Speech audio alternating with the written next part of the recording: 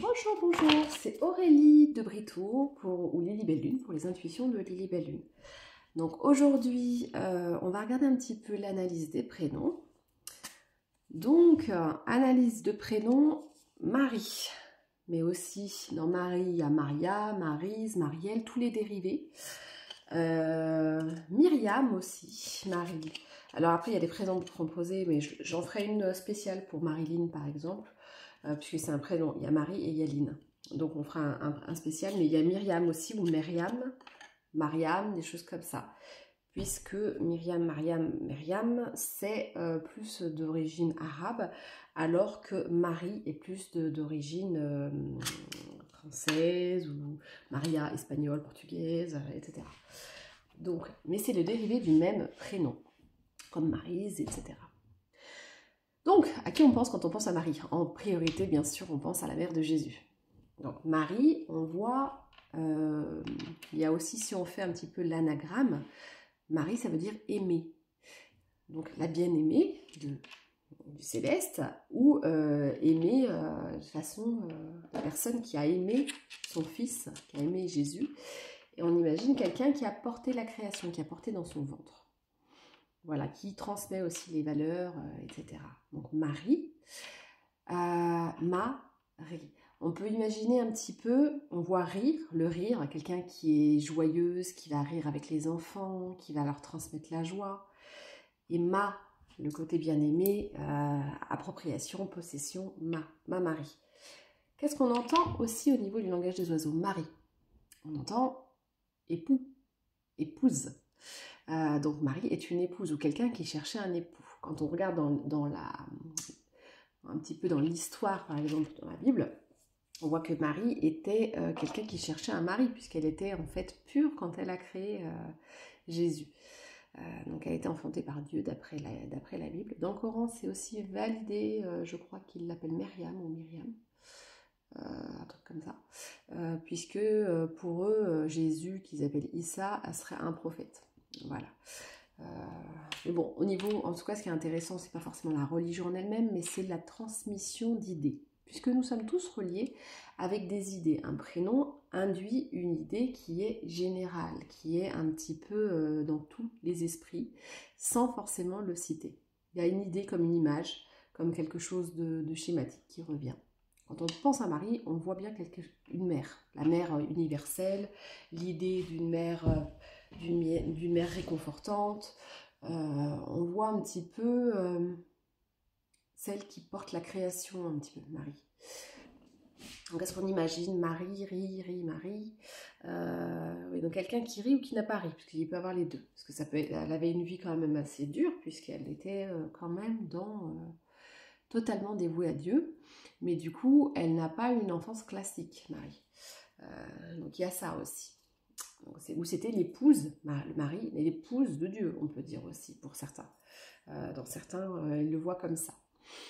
Donc Marie, ça rime, on entend rime, ça rime à quoi? Marie, elle rime à quoi? Donc pour moi, c'est la mer. Alors quand on entend la mer, on voit l'eau. Il y a la mer, MER, l'océan, etc.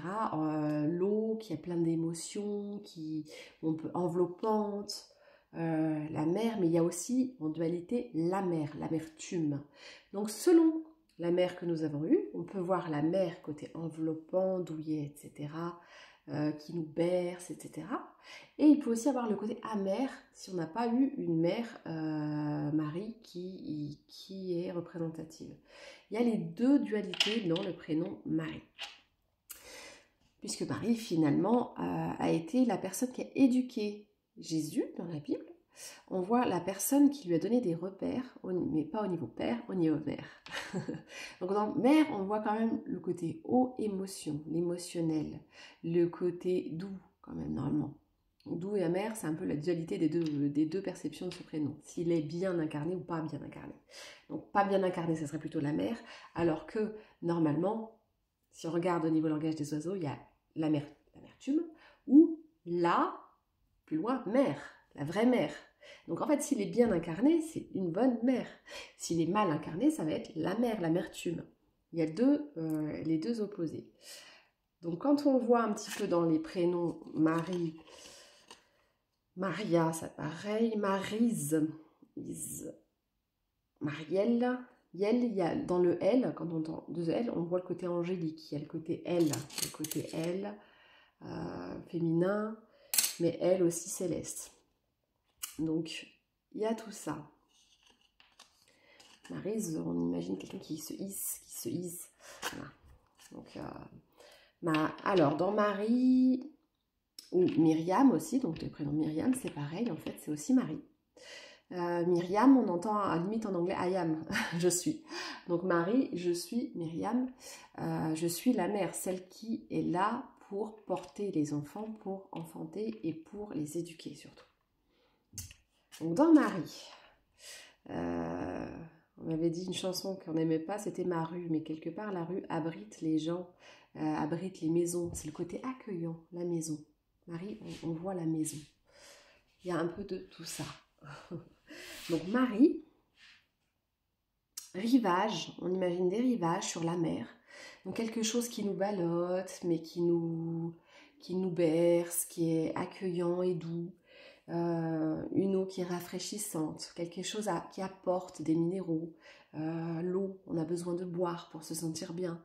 Donc la mer, on a besoin de la mer des fois pour purifier, c'est purificateur d'aller dans la mer. On peut libérer des émotions, des énergies, etc. C'est plutôt bon d'aller dans la mer. Donc la mère de Jésus, Marie, le prénom, il y avait aussi une idée de protection, en transgénérationnel d'ailleurs, dans beaucoup de... Enfin moi je suis d'origine portugaise, c'est pareil en Espagne ou dans d'autres pays, en fait on mettait Marie en protection pour les enfants. Donc souvent quand vous avez eu un mari dans votre généalogie, il peut avoir une intention de protéger les enfants. Dans certains cas, je le dis bien entre parenthèses pour ceux qui ne connaissent pas les constellations familiales, on peut aller voir aussi les traumatismes. Certains aussi, quand on a eu des mémoires de traumatisme, vont mettre un mari pour protéger les enfants des générations futures. Il y a ça qui peut être, après à vérifier, hein, quand on fait une constellation familiale, justement c'est individuel, enfin moi c'est le que je fais, pour pouvoir aller vérifier dans votre transgénérationnel ce qui est juste ou pas. Si vous avez plusieurs maris dans vos noms, mais ça se faisait beaucoup en Espagne, au Portugal, moi dans les généalogies, il y avait Marie quelque chose. Donc en fait, le mari était en premier et ensuite il y avait un autre prénom qui était donné. Donc le prénom qui était plus utilisé finalement, c'était souvent le deuxième, mais en fait le premier était en mode protection ou le mode, par exemple, de mettre en avant la spiritualité dans la famille ou la religion. Voilà. Donc Marie, c'est des personnes en général très posées, qui réfléchissent beaucoup, qui peuvent être assez humbles, assez... Même si elles peuvent être orgueilleuses quand même, mais je veux dire qu'ils ne vont pas le montrer, qu'ils ne vont pas le mettre en avant, qu'ils vont avoir un côté un petit peu je me mets en second. Ça peut être aussi des personnes qui sont dans le sacrifice, hein, ça peut. Ça dépend un petit peu de comment elles ont incarné ce prénom et qu'est-ce qu'ils portent, et s'il y en a un deuxième après, bien sûr. Si vous avez un prénom composé, ça change la dynamique. Si vous avez un prénom composé, ça peut être aussi que vous avez un jumeau perdu. Donc ça, j'ai une vidéo, un podcast sur la chaîne YouTube d'Aurélie de Brito, vous tapez ça. J'ai des podcasts qui expliquent les constellations familiales et qu'est-ce que c'est que l'idée du jumeau perdu, surtout si vous avez des prénoms composés. Il y a de grandes chances que vous ayez un jumeau perdu. Donc c'est un syndrome qui crée des problématiques dans votre vie et on peut le libérer ça en constellation familiale avec des rituels de libération. Voilà. Des phrases, etc. Donc mariée, donc on voit quelqu'un de fidèle. Marie, c'est quelqu'un de fidèle. En tempérament, on voit quelqu'un de généreuse, qui va se faire passer en second, dans l'idée de sacrifice, aussi se sacrifier pour la famille. Marie, il y a quelqu'un qui est très émotionnel, justement, avec cette eau dont on a parlé. Très émotionnel, quelqu'un qui a une grande sensibilité, qui a une forme d'intelligence pondérée, posée, quelqu'un qui est accueillant, voilà, on imagine ça. Donc Marie, il peut avoir aussi un côté un petit peu... Alors, dans le mari, moi, j'entends partenaire aussi, puisque marié, c'est quelqu'un qui est dans le partenariat, quelqu'un qui a envie de partenariat. Donc, si vous êtes deux prénoms, hein, je vois bien marier quelque chose en composition, on étudiera bien les deux prénoms, parce que le deuxième est peut-être encore plus significatif que le premier. Donc Marie, si c'est Marie-Rose par exemple, il y a aussi l'histoire de la rose. Donc Marie sera peut-être mis en protection par rapport s'il y a eu des abus ou des choses comme ça. Si c'est Marie, enfin, en fait, en fonction de ce qui est en Marie-Thérèse, ça sera encore autre chose. Marie, voilà, en fonction du deuxième prénom, l'interprétation sera différente. Même si, bien sûr, il y aura un peu des deux. Donc on va regarder un petit peu dans M, bien sûr, on entend dans la première lettre de M, on entend aimer, amour, un amour inconditionnel de Marie. Le A encore, donc 2 fois, donc on imaginerait bien le côté vraiment très très très attentionné, très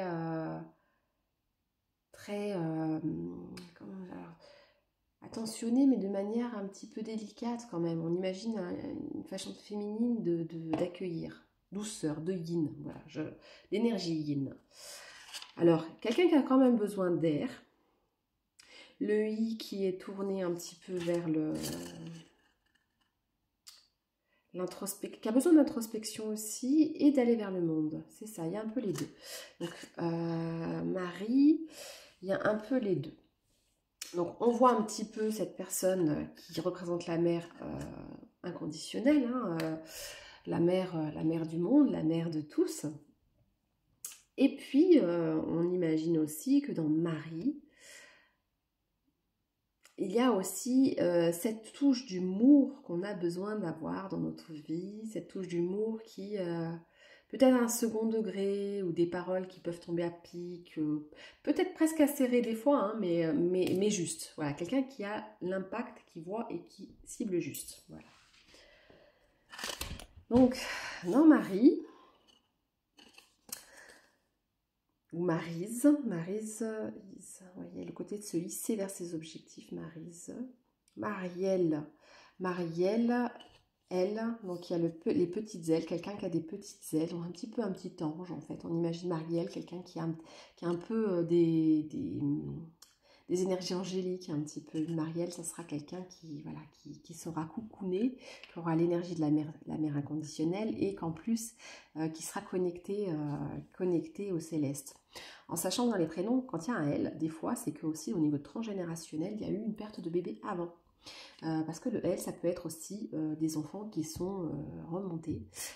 Donc, en fait, ça peut être aussi une perte d'enfant avant. Donc, il peut y avoir avortement, perte d'enfant, jumeaux perdus, enfin des choses comme ça.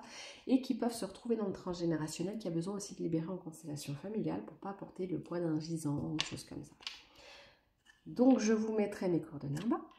Alors, Marielle, c'est quelqu'un qui peut beaucoup douter de ses capacités, de ses qualités. Et pourtant, il y en a beaucoup. Marie, c'est un peu... on va voir un petit peu ce que ça va me dire, mais pour moi, c'est quelqu'un qui a su quand même mettre en avant les qualités des autres en se mettant un petit peu en appui derrière. Alors, on va regarder un petit peu qu'est-ce qu'on peut ressortir comme idée. Hop. C'est quand même quelqu'un qui hésite de son pouvoir. Hein. Marie, c'est quelqu'un qui hésite, qui est dans les doutes, qui est sensible, mais qui des fois doute peut-être de sa lucidité, alors que c'est quelqu'un qui peut être très lucide. Mais si elle reste dans une non-incarnation de son prénom total, peut rester bloquée dans ses doutes. Donc en fait, on dira au mari de rester un petit peu... Elles peuvent être humbles sans être effacées. Voilà, c'est le truc que je voulais ressortir. C'est quelqu'un qui rêve beaucoup, qui a beaucoup d'intuition, qui est beaucoup yin, mais qui est quand même indépendante et qui a besoin de se protéger des énergies négatives ou des gens mal...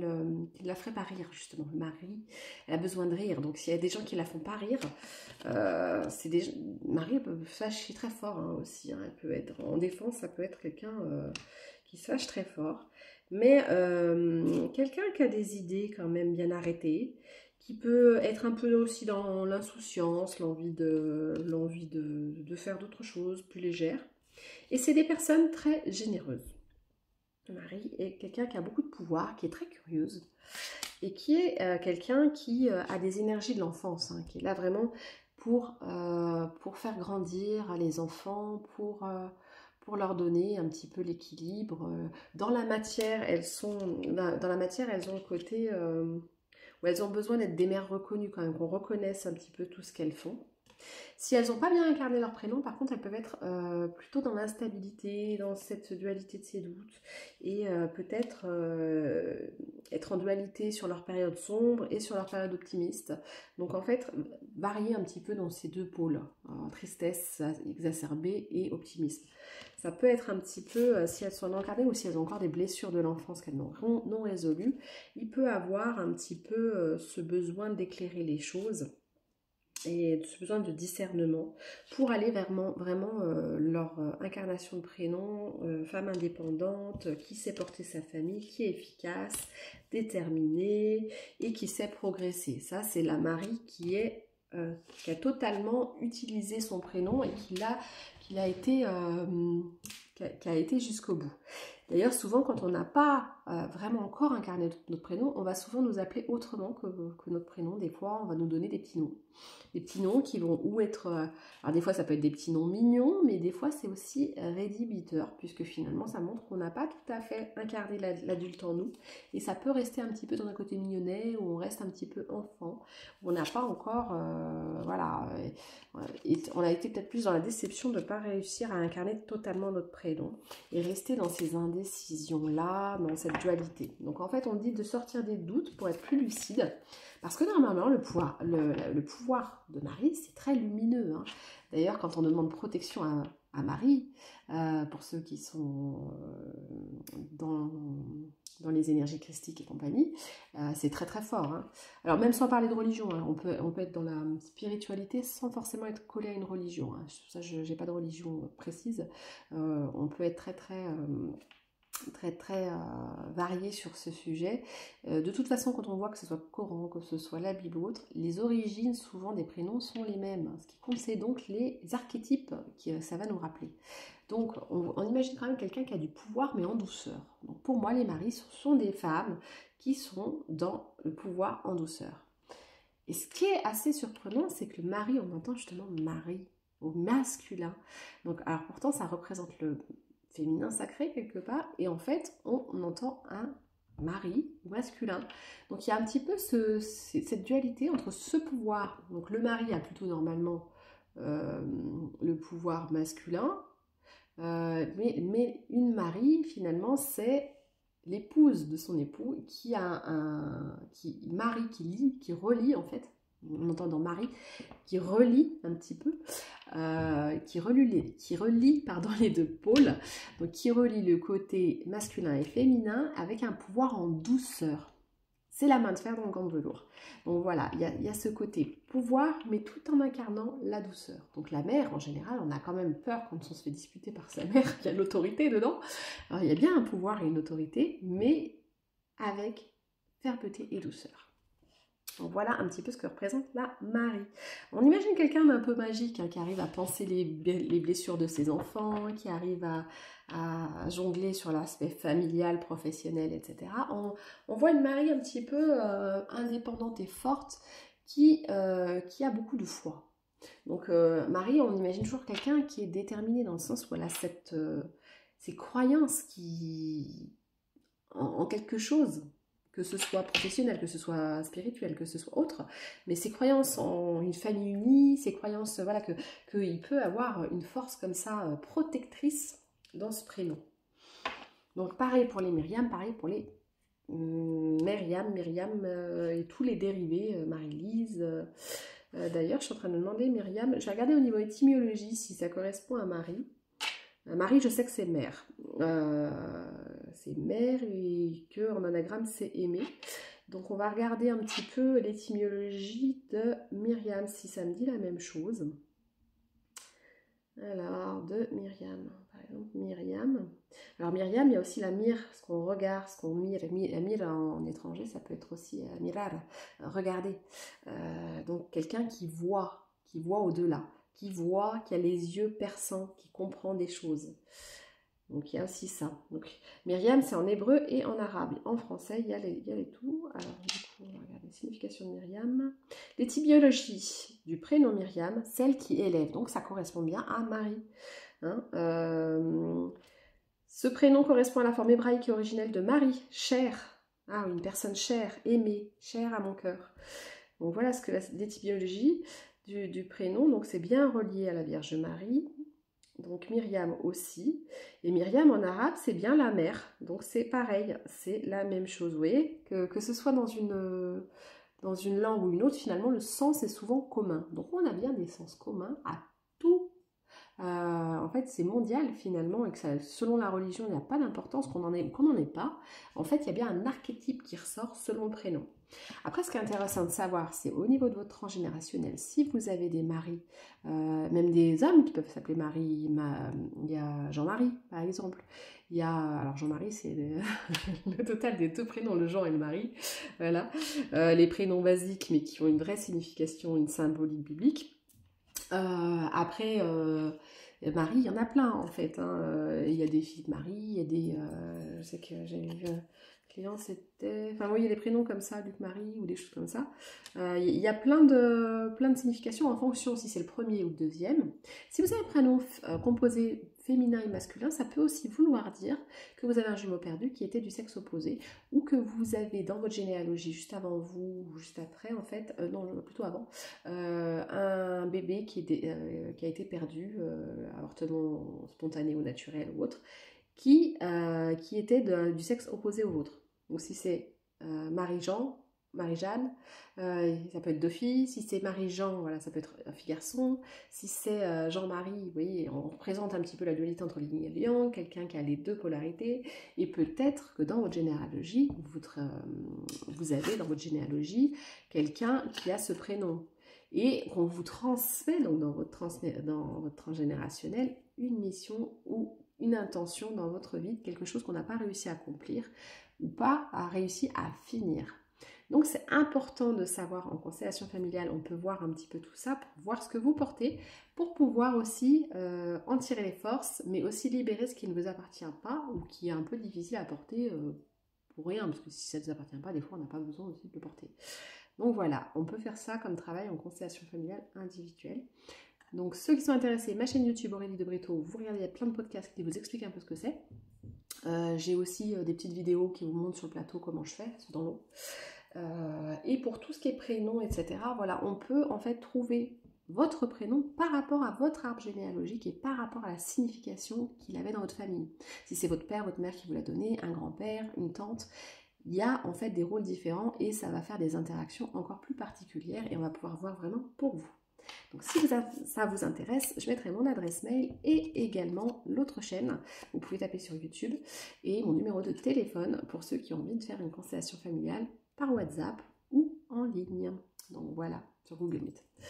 Je vous remercie et je vous souhaite une bonne soirée et à bientôt pour une analyse d'autres prénoms. Au revoir.